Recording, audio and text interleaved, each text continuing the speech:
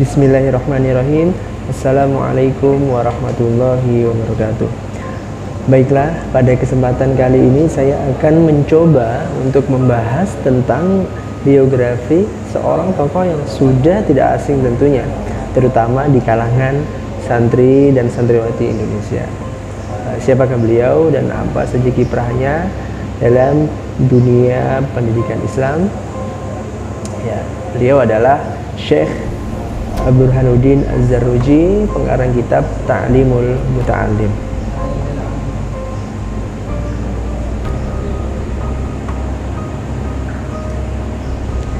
Seperti yang dikutip oleh Ali As'ad Yusuf Alian Sarkis dalam kitabnya Mu'jamul Madbu'at, mengatakan bahwa kata Syekh adalah panggilan kehormatan untuk seorang pengarang kitab, sedang Az-Zarnuji adalah nama marga yang diambil dari nama kota tempat beliau berada, yaitu kota Zarnuj.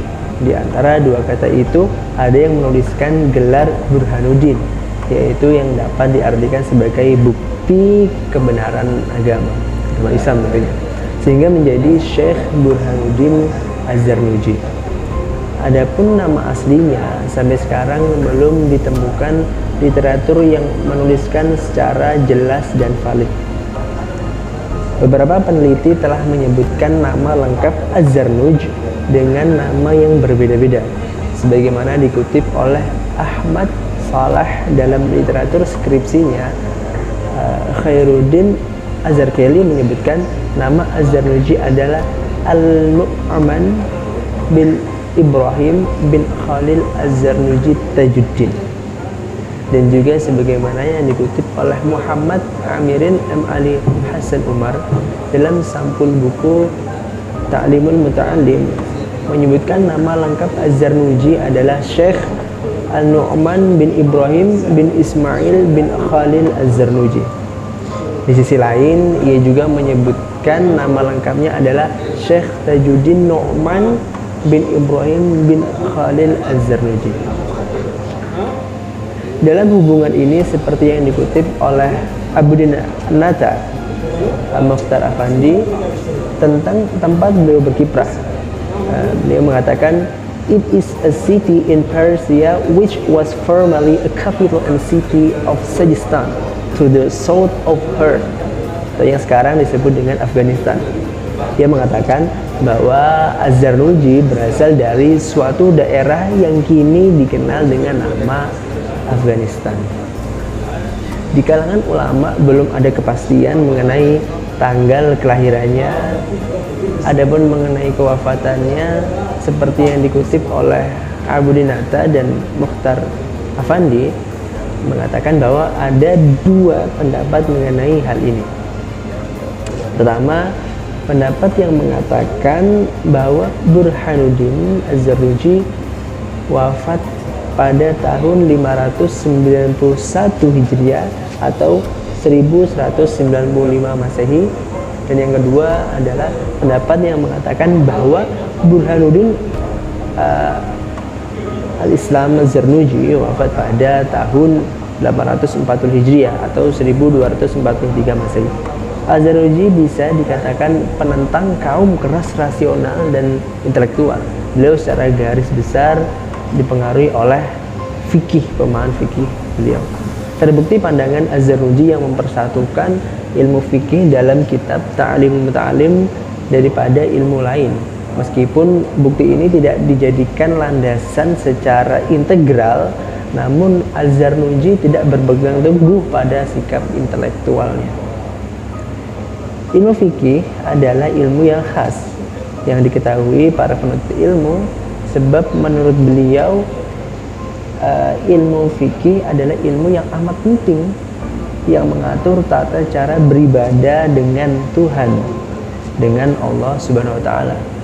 Dengan cara inilah para penuntut ilmu bisa beribadah dengan sempurna dan diterima oleh Allah Subhanahu wa taala. Selanjutnya, mendapatkan ilmu yang bermanfaat. Selain itu, Az-Zarnuji memandang penting tentang sikap wara', Bagaimanapun sikap wara' berkaitan erat dengan ibadah, dan ibadah banyak diatur dalam ilmu fikih. Dengan keadaan yang sangat kacau ketika itu di zaman Az-Zarnuji, Az-Zarnuji memprioritaskan bagaimana seorang intelektual mau berpegang teguh pada ibadah dan bukan semata-mata pada mengandalkan rasionya.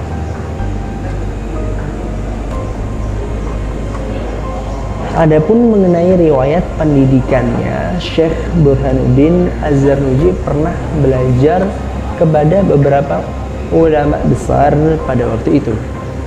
Antara lain seperti yang disebutkan dalam kitab Ta'limul Muta'allim, yaitu yang pertama adalah Burhanuddin Ali bin Abu Bakar Al-Marghinani, ulama besar bermazhab Hanafi yang mengarang kitab Al-Hidayah, yaitu suatu kitab fikih rujukan utama dalam mazhabnya. Beliau wafat pada 593 Hijriah atau 1197 Masehi. Kemudian yang kedua adalah Ruknul Islam Muhammad bin Abu Bakar, populer dengan gelar Khawahir Zadah atau Imam Zadah. Beliau ulama besar ahli fikih bermazhab Hanafi, pujangga sekaligus penyair. Pernah menjadi mufti di Bukhara dan sangat masyhur fatwanya, yang wafat pada tahun 573 Hijriah atau 1177 Masehi. Dan yang ketiga adalah Syekh Hamad bin Ibrahim, seorang ulama ahli fikih bermazhab Hanafi, sastrawan dan ahli kalam, yang wafat pada tahun 576 Hijriah atau 1180 Masehi. Yang keempat adalah Syekh Faruddin Al-Khasyiani, yaitu Abu Bakar bin Mas'ud Al-Khasyiani, ulama ahli fikih bermazhab Hanafi, pengarang kitab Bada'ul Sanai yang wafat pada tahun 557 Hijriah. Dan kemudian yang kelima adalah Syekh Fahruddin Qadi Khan Al-Qusjandi, ulama besar yang dikenal sebagai mujtahid dalam mazhab Hanafi dan banyak kitab karangan-karangannya. Kemudian yang keenam, yaitu yang terakhir, yaitu Ruknuddin Al-Farghani yang digelari Al-Adib Al-Mukhtar atau sastrawan pujangga pilihan, seorang ulama ahli fikih bermazhab Hanafi, pujangga sekaligus penyair yang wafat pada tahun 594 Hijriah atau bertepatan dengan 1198 Masehi. Membahas tentang masa kehidupan beliau sebagaimana dikutip oleh Ahmad Saleh dari beberapa literatur skripsinya, Az-Zarkali tidak menyebutkan kapan beliau hidup, hanya saja disebutkan beliau hidup pada masa Abbasiyah sekitar abad ke-6 Hijriah, tetapi di antaranya masa kemunduran dan kemajuan Bani Abbasiyah. Masa ini disebut sebagai periode kedua Daulah Bani Abbasiyah sekitar tahun 292 sampai 656 Hijriah.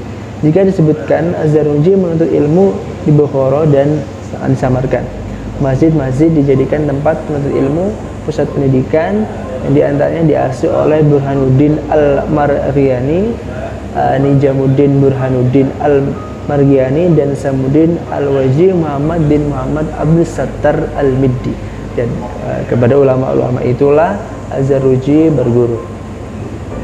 Berdasarkan informasi tersebut, ada kemungkinan besar bahwa Az-Zarnuji selain ahli dalam bidang pendidikan dan tasawuf juga menguasai bidang-bidang lain seperti sastra, fikih, ilmu kalam, dan lain sebagainya. Sekalipun belum diketahui dengan pasti bahwa dalam bidang tasawuf ia memiliki seorang guru tasawuf yang masyhur. Namun dapat diduga bahwa dengan memiliki pengetahuan yang luas dalam bidang fikih dan ilmu kalam disertai jiwa sastra yang halus dan mendalam, seseorang yang telah memperoleh akses atau peluang yang tinggi untuk masuk ke dalam dunia tasawuf. Gitu. Jadi sebagaimana dikutip oleh Ahmad Saleh dari beberapa literatur tesisnya, yaitu Pimai, mengatakan bahwa Az-Zarnuji sangat mengagumkan ilmu fikih dan aliran Ahlus Sunnah wal Jamaah. Sebaliknya, ia menentang aliran Mu'tazilah yang mengagumkan rasio. Oleh karena itu dapat dimengerti intelektualitas Az-Zarnuji sangat kuat dan dipengaruhi oleh faham fikih yang berkembang pada abad pertengahan. Ia mengikuti aliran Hanafi dan oleh Muhammad Sulaiman Al-Khawafi dalam bukunya Al-Alim Al-Khayyar min Fuqaha Mazhab Al-Nu'man Al-Mukhtar. Az-Zarnuji ditempatkan sebagai intelektual dengan urutan ke-12 dalam daftar Hanafiyah.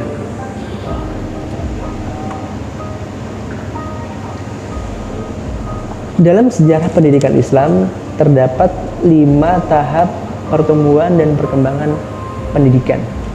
Yang pertama adalah pendidikan pada masa Nabi Muhammad, yaitu pada tahun 571 sampai 632 Masehi. Kemudian yang kedua adalah pendidikan pada masa Khulafaur Rasyidin, yaitu pada tahun 632 sampai 661 Masehi. Dan yang ketiga adalah pendidikan pada masa Bani Umayyah di Damaskus gitu, 661 sampai 750 Hijriah. Dan kemudian yang keempat pendidikan pada masa kekuasaan Abbasiyah di Baghdad, yaitu sekitar 750 sampai 1250 Masehi. Kemudian yang kelima adalah pendidikan pada masa jatuhnya kekuasaan Khalifah di Baghdad, kekhalifahan di Baghdad, yaitu sekitar 1250 sampai sekarang. Dari periodisasi, Az-Zarnuji hidup pada masa keempat dari periode pertumbuhan dan perkembangan pendidikan Islam, yaitu antara 750 sampai 1250 Masehi, yaitu pada masa Daulah Abbasiyah. Dalam catatan sejarah, periode ini merupakan zaman keemasan peradaban Islam, terutama dalam bidang pendidikan Islam. Pada masa itu, kebudayaan Islam berkembang pesat dengan ditandai oleh tumbuhnya berbagai lembaga pendidikan, mulai tingkat dasar sampai dengan tingkat perguruan tinggi. Di antaranya adalah Madrasah Nizamiyah yang didirikan oleh Nizam Al-Mulk pada tahun 457 Hijriah atau 1106 Masehi. Kemudian ada Madrasah An-Nuriyah Al-Kubra yang didirikan oleh Nuruddin Muhammad Zanki yang pada tahun 563 Hijriah. Kemudian selanjutnya ada Madrasah Al-Mustansyirah didirikan oleh Khalifah Abbasiyah Al-Mustansir Billah di Baghdad, yaitu sekitar tahun 631 Hijriah. Selain ketiga madrasah tersebut, beliau banyak lembaga pendidikan Islam yang tumbuh dan berkembang pada zaman Az-Zarnuji. Dengan informasi tersebut, tampak jelas bahwa beliau hidup pada masa ilmu pengetahuan dan kebudayaan Islam yang mengalami puncak kejayaan, yaitu pada masa Abbasiyah yang ditandai dengan munculnya pemikiran-pemikiran Islam ensiklopedik yang sukar ditandingi. Kondisi pertumbuhan dan perkembangan tersebut sangat menguntungkan bagi pembentukan Az-Zarnuji sebagai seorang ilmuwan atau ulama luas pengetahuan. Dan mungkin itulah teman-teman sedikit tentang biografi penulis atau pengarang kitab Ta'limul Muta'allim, itu Syekh Burhanuddin Az-Zarnuji. Semoga dengan ini kita dapat sedikit mengambil pelajaran tentang bagaimana beliau menuntut ilmu kepada siapa saja dan di mana dan pada kondisi apa yang dengannya kita dapat menganalisa dan dapat mencontoh beliau. Dan apabila kita ingin menjadi seperti beliau, tentunya kita juga menyelaraskan dan memilih bagaimana kita bersikap dan mengambil keputusan seperti beliau,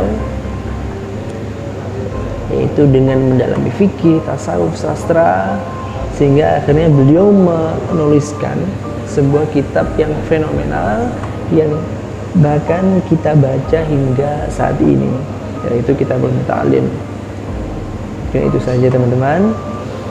Semoga dengan sedikit uraian ini kita dapat menjadi penuntut ilmu yang lebih baik dan dapat mencontoh kebaikan-kebaikan para ulama dan khususnya Syekh Burhanuddin Az-Zarnuji. Untuk itu saya ucapkan terima kasih atas segala perhatian dan waktunya. Saya akhiri dan saya tutup. Wassalamualaikum warahmatullahi wabarakatuh.